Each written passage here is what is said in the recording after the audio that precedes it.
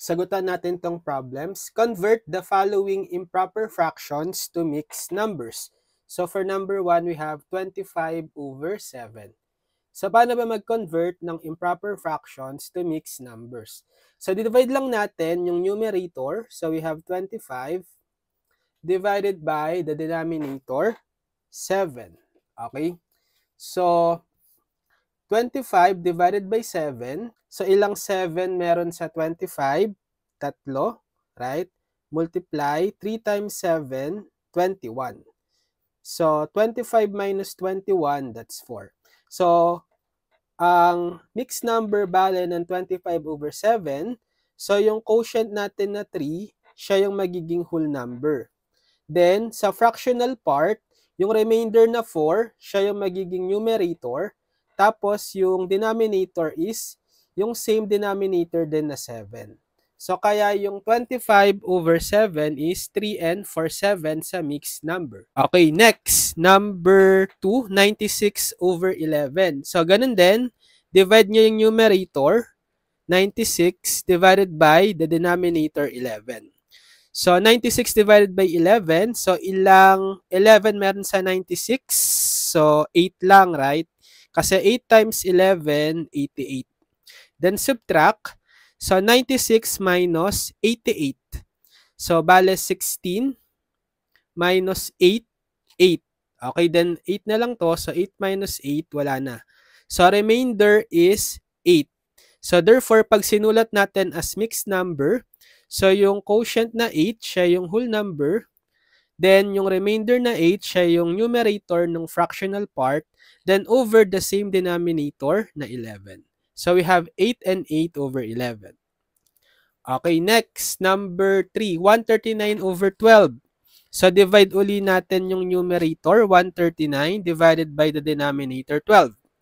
So, dito muna tayo sa 13. 13 divided by 12. So, ilang 12 meron sa 13? Isa lang, right?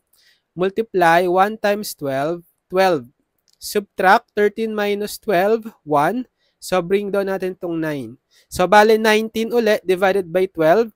So, 1 lang, right? 1 times 12, 12. Subtract 19 minus 12, 7. So, therefore, isusulat natin to as mixed number na yung quotient, 11, siya yung whole number. Then, yung remainder na 7, siya yung numerator over the same denominator na 12. So, we have 11 and 7 over 12. Okay, last number 4. 2468 over 123. So, divide natin yung numerator, 2468, by the denominator, 123. So, dito tayo sa first 3. 246 or 246 divided by 123.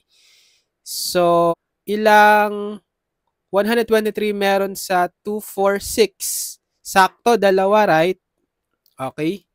So, 2 times 123 or 123, 246. Subtract. 246 minus 246, 0. Okay? Wala na. So, bring down natin tong 8. So, 8 divided by 1, 2, 3. So, ilang 123 meron sa 8? Diba 0? Kasi mas malaki yung 123 sa 8. So, 0. And then, multiply 0 times 123, 0. So, 8 minus 0, 8 pa rin. So, therefore, yung remainder natin is 8. So, pag sinulat as mixed number, we have the quotient 20 as the whole number. Then, the remainder 8 will be the numerator of the fractional part.